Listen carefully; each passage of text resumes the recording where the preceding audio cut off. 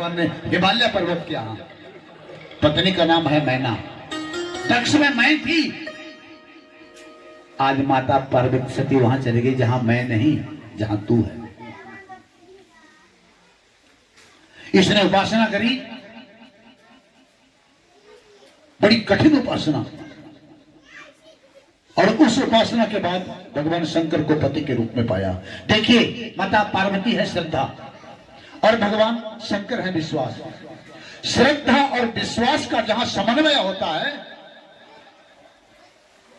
वहां दो पुत्रों का जन्म होता है, पुरुषार्थ और विवेक। पुरुषार्थ के प्रतीक हैं गणपति और विवेक के प्रतीक हैं कार्तिकेय जी, दो बेटे हुए। श्रद्धा है जहां, विश्वास है जहां, पुरुषार्थ है जहां, विवेक है जहां, वहां फिर झगड़ा नहीं होता। भगवान शंकर का परिवार बड़ा विचित्र है।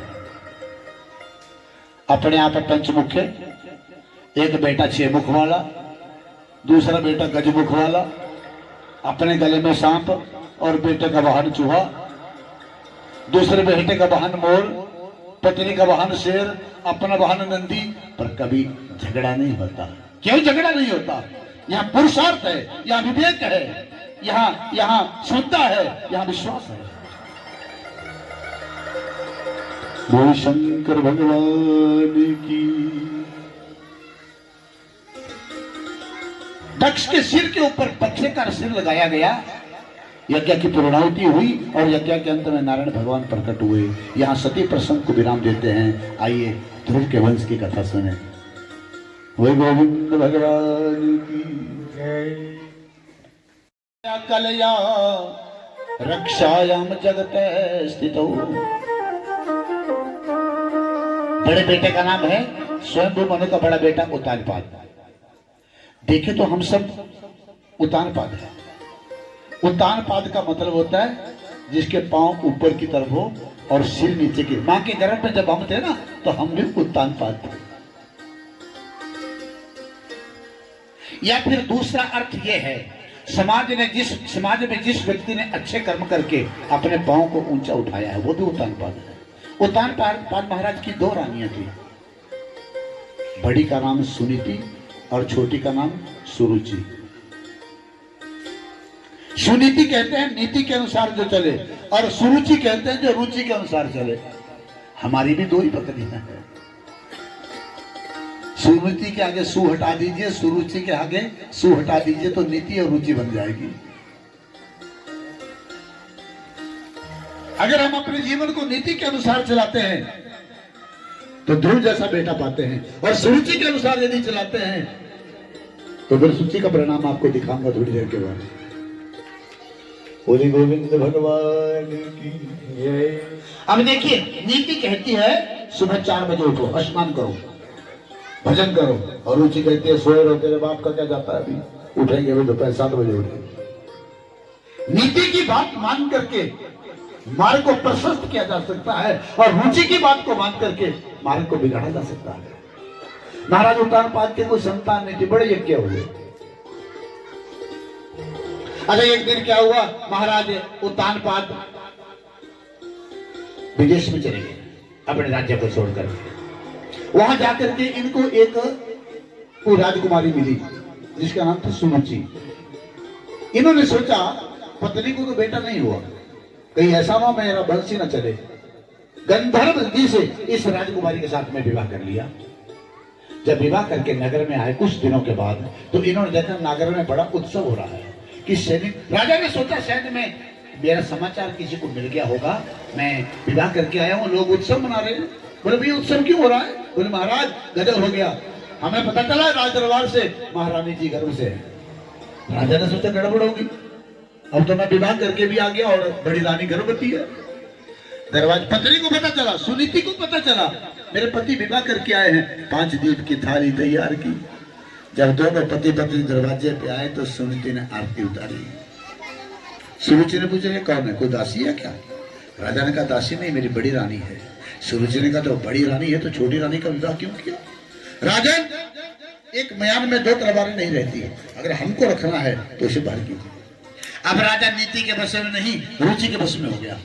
रानी के कहने पर बड़ी रानी को गांव से बाहर एक महल बना दिया, पड़ी रहो, कभी छुपे छुपाते जा। एक दिन विचार किया माता सुनीति ने, शरीर छोड़ दूंगी।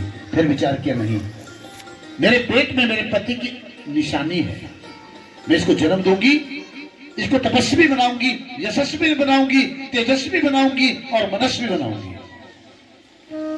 जहां माता सुनीति का भवन था वहां संतों का आश्रम था। 7 महीने का गर्भ है, माता सुनीति संतों के आश्रम पे जाने लगी। गर्भवती माताओं को भगवान की कथा जरूर सुननी चाहिए, भक्तों की कथा जरूर सुननी चाहिए। गर्भ में बैठे हुए बच्चे के विचार बदल गए सत्संग सुनते सुनते। एक दिन इसने जन्म लिया, संतों ने इस बालक का नाम ध्रुव रख दिया। ध्रुव, बोलिए ध्रुव महाराज की।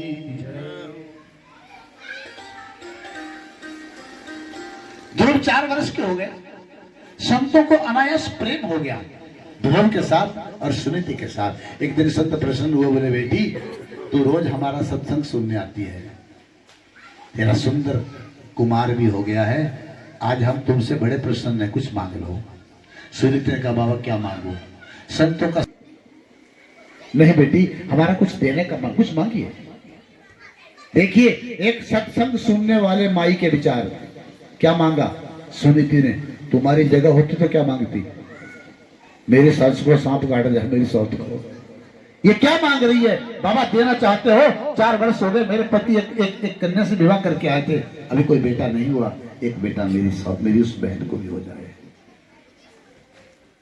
संतों की आंखों में आंसू आ गया। वाह देवी, प्रणाम करते हैं तुम्हें और प्रणाम करते हैं तेरी माई को जिसने तुझे जन्म दिया, जिसने तेरे जैसी साध्वी को घर से निकाल दिया, उसके लिए तो पुत्र की कामना कर। जाओ हम आशीर्वाद देते, उसको भी बेटा होगा। संतों का आशीर्वाद, एक सुंदर बेटा पाया सुरुचि ने, नाम रखा उत्तम। दोनों बड़े हो गए, दोनों 5 वर्ष के हो गए, उत्तम 1 वर्ष का हो गया। राजा छोटी रानी के पुत्र को उठा के अपनी गोदी में बैठे, खेलता खेलता ध्रुव भी आया, दोनों हाथ पिता की तरफ किए, हमें भी पिताजी गोदी में उठाएंगे। उठा लिया, इतने में सुरुचि आ गई, गोदी से छीन लिया, थप्पड़ लगा दिया। ध्रुव रो भी रहा है और पूछ भी रहा है मैंने क्या अपराध किया है? मैं अपने पिता की गोदी में बैठना चाहता था, क्या ये मेरे पिता नहीं है? सुरुचि ने कहा ये पिता तेरे तो है, लेकिन तू मेरा बेटा नहीं, इस गद्दी पर वो बैठेगा जो मेरी कोख से जन्म लेगा। ऐसे वक्त ना तमानम अन्य स्त्री गर्भ संभवा, तू अन्य स्त्री के गर्भ से पैदा हुआ है। अगर इस राज गद्दी पर बैठना चाहता तो बेटा जा, वन में चला जा, तप कर, तपस्या कर। तपस्या के बाद भगवान तुझे दर्शन देंगे तो भगवान से प्रार्थना करना, हे प्रभु मेरी मृत्यु हो जाए और मेरा जन्म सुरुचि के पेट से हो, तभी तो इस गद्दी पर बैठेगा। ऐसे रो भी रहा है ध्रुव, भागा भागा भागा भागा, मां के पास आया। मां ने देखा, मां मैंने क्या बुरा किया है तेरे यहां जन्म लेकर के? तेरे में ऐसी क्या बुराई है? पूरी कथा सुनी। सुनीति ने कहा मेरे बेटे के मन में विरोध का अंकुर पनप रहा है, कल को कहीं युद्ध का कारण न बने। कहा बेटा तेरी सौतेली मां ने क्या बुरा कहा है? तू तो केवल अपने पिता की गोदी में चढ़ना चाहता था ना, तेरी मां ने तो तुझे संसार के पिता की गोदी में चढ़ने का रास्ता दिखाया है। भगवान को पाने के लिए कल नहीं आज ही चला जा। जब तो भगवान की भक्ति करने जाएगा तो मैं सारे संसार से कहूंगी मैं ध्रुव की मां हूं। माताओं को तो बेटा ही ऐसा पैदा करना चाहिए, भगवान से प्रार्थना करनी चाहिए। जननी जने तो भक्त जने, या दाता या सूर, नहीं तो नारी बांझ भली व्यर्थ गवाए। एक बच्चा पैदा करने में एक नारी को कितना कष्ट शरीर का सहन करना पड़ता है, ये तो कोई भक्त भोग्य मां ही बता सकती है। देखिए ध्रुव को मां के वचनों पर विश्वास हो गया और भक्ति की प्रथम सीढ़ी का नाम है विश्वास। निकल पड़ा घर से। रास्ते में भगवान की प्रेरणा से संत नारद मिले। नारद ने पूछा बेटा तू कौन है? बोला मुल्तान पाद के पुत्र है। ध्रुव कहां जा रहे हो? भगवान को पाने के लिए। किसने कहा तुझे कि भगवान जंगल में रहते हैं? बोले मेरी मां ने कहा है। नारद जी ने परीक्षा ली, बोले बेटा भगवान जंगल में नहीं तो जंगल में बब्बर शेर रहता है, नाश्ता कर जाएगा तेरा। मेरी माँ ने कहा है शेर में भी भगवान का वास है। नारद ने सोच लिया भक्ति की पहली सीढ़ी मजबूत है, माँ के वचनों पर कितना विश्वास है, आशीर्वाद दिया, गले से लगाया। नारद जी ने भगवान से कहा, हे प्रभु, ध्रुव के कान में एक मंत्र दे दिया, द्वादशाक्षर, ओम नमो भगवते वासुदेवाय। तत्तात गच्छतं यमुनाय तटं शुचि। जाओ बेटा, मधुबन में चले जाना, जीव पर काबू पाना और खूब भजन करना। मेरा विश्वास है तुम्हें भगवान जरूर मिलेंगे। अब वन में चला गया ध्रुव, यमुना के किनारे आचमन किया। पहला महीना भजन का चल रहा है, 3 दिन का व्रत रखना शुरू किया। जब इसको पता चल गया मैं 3 दिन भूखा रह सकता हूँ, तीसरे दिन उठते फल खाते, जल पीते, फिर भजन। दूसरा महीना शुरू हुआ, 6 महीने का व्रत शुरू कर दिया। तीसरा महीना शुरू हुआ तो 9 दिन का व्रत शुरू कर दिया। चौथा महीना शुरू हुआ तो 12 दिन का व्रत शुरू कर दिया। 5वां महीना शुरू हुआ तो पांव के अंगूठे पर खड़ा होकर के एक पांव से भगवान का भजन कर रहा है। भगवते वासुदेवाय, हरि ओम नमो भगवते वासुदेवाय, हरि ओम नमो भगवते वासुदेवाय, वासुदेवाय, हरि ओम नमो भगवते वासुदेवाय, हरि ओम नमो भगवते वासुदेवाय, ओम नमो भगवते वासुदेवाय, हरि ओम नमो भगवते वासुदेवाय, हरि ओम नमो भगवते वासुदेवाय, हरि ओम नमो भगवते वासुदेवाय, हरि ओम नमो भगवते वासुदेवाय। छठा महीना चल रहा था। मेरा तो शाम से नाता है, क्यों घबराऊं मैं, मेरा तो शाम से नाता है, क्यों घबराऊं मैं, मेरा तो शाम से नाता है, क्यों घबराऊं मैं, मेरा तो शाम से नाता है। मेरे जीवन की गाड़ी, मेरे जीवन की गाड़ी श्याम चलाता है, क्यों घबराऊं मैं, मेरा तो श्याम से नाता है, क्यों घबराऊं मैं, मेरा तो मेरा तो नाता है, मेरा तो नाता है। आज इस ध्रुव पुष्प के समापन पर चतुर्थ स्कंद को विराम देते हैं और यही वाणी को विराम देने का समय भी आ गया। देखिए, जो समय की कदर नहीं करता, समय उसकी कदर नहीं करता। वही आप कथा सुनने वाले हैं, 3 घंटे से कितने प्रेम से कथा सुन रहे हैं। कहीं मैं कथा करते करते 6 बजा देता ना, तो तुम बोलते कैसा पंडित है, बंद भी नहीं करना चाहता, हमको काम भी करना चाहिए।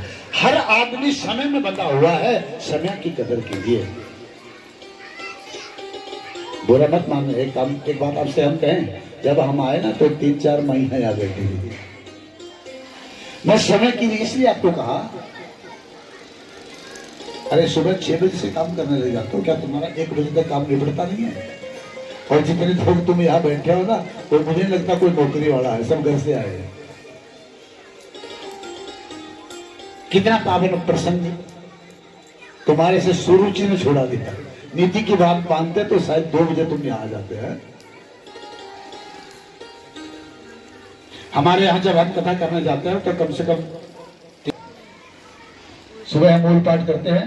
शिमला सोलन की कभी जाना, वहां मूल पाठ करते तो 1:15 बजे तो मूल पाठ सुनने आते हैं, चाहे बर्फ पड़ी हो। हमारी भी व्यवस्था करेंगे ठंड की और खुद की भी व्यवस्था करेंगे, मूल पाठ को बड़ा महत्व देते हैं। कृति का सर्वोत्तम ग्रंथ है भागवत, जिसे ज्ञान यज्ञ का नाम दिया गया है। समय मिले तो मेरे भाई बहन समय की कदर करो। इन बातों के साथ वाणी को विराम, आप लोगों को प्रणाम, बुरा मत मानना, कल फिर आना है। बस अब 3 दिन का हो गया। कल आपको जड़ भरत की कथा सुनाऊंगा, अजामिल का प्रसंग होगा, प्रहलाद का चरित्र है, भगवान के नाम की महिमा क्या है, यह कथा कल आप हम सुनाएंगे आपको कल। अब आरती होगी, फिर आप भागवत जी को प्रणाम करेंगे, यहाँ से पुष्प प्रसाद लेंगे और कथा करवाने वालों की तरफ से भंडारे का आयोजन है, उस प्रसाद को पाकर के आप लोग जाइए।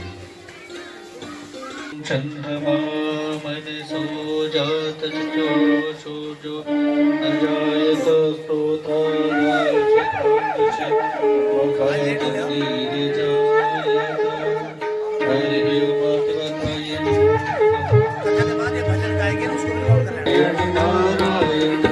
जय नारायण नारायण भज नारायण नारायण जय नारायण नारायण भज नारायण। पापियों को पाप से है तारती, तेरे भागवत भगवान की है आरती। पापियों को पाप से है तारती, ये अपने ग्रंथ ये मुक्ति पंथ ये पंचम वेद निराला, नव ज्योति जगाने वाला। ये अमर ग्रंथ ये मुक्ति पंथ ये पंचम वेद निराला, नव ज्योति जगाने वाला। नाम यही हरि ध्यान यही हरि नाम यही, हरि नाम यही, जग मंगल की आरती। पापियों को पाप से नारायण नारायण। जय नारायण जय नारायण भज नारायण नारायण जय नारायण। पुनीत पापों को मिटाने वाला, हरि घर से गिराने वाला। यह शांति गीत पावन पुनीत पापों को मिटाने वाला, गाने वाला। ये सुख करनी ये दुख हरनी, ये सुख करनी ये दुख हरनी। भज नारायण नारायण जय नारायण नारायण भज नारायण नारायण। ये मधुर बोल जग पंथ खोल सन्मार्ग दिखाने वाला, बिगड़ी को बनाने वाला। ये मधुर बोल जग पंथ खोल सन्मार्ग दिखाने वाला, बिगड़ी को बनाने वाला। ये मधुर बोल जग पंथ खोल सन्मार्ग दिखाने वाला, बिगड़ी को बनाने वाला। यह मधुर बोल जग पंथ खोल सन्मार्ग दिखाने वाला, बिगड़ी को बनाने वाला। श्री राम यही घनश्याम यही श्री राम यही घनश्याम। हे प्रभु मेरी भागवत भगवान की है आरती। पाप से तारती, पापियों को पाप से तारती, पापियों को पाप से ओम यज्ञं यज्ञं यजन्तु देवा तानि धर्माणि प्रधान्यासनाक महिमान सचन्ते अत्र पूर्वे साध्यसन्ति देवा जलेन शीतलीकरणम्। ओम श्रीमद्भागवत महापुराण की जय। आनंद कंद श्री कृष्ण चंद्र भगवान की जय। सद्गुरुदेव भगवान की जय।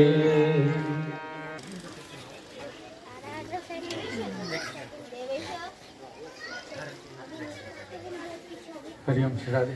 ने दे संतन हितकारी,